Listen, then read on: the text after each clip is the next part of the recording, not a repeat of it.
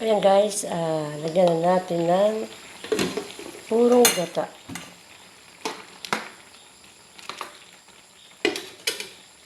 Purong gata.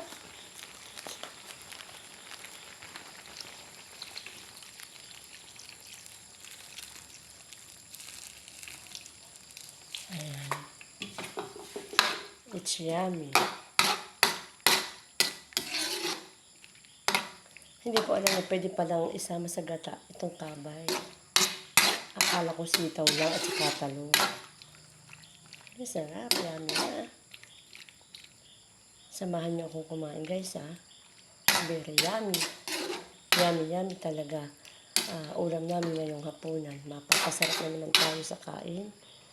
Nako, itong aking acid. Ang aking inaalala.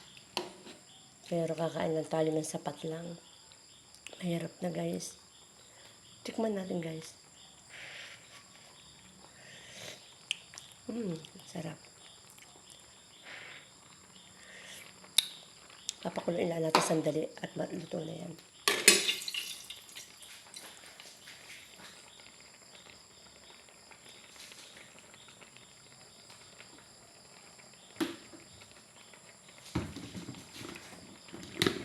Lagyan natin na kaunting asin lang guys.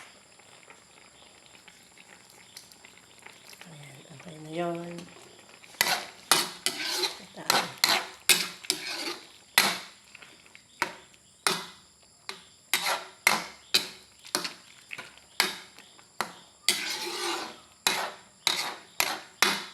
Ayan. Okay na siya guys.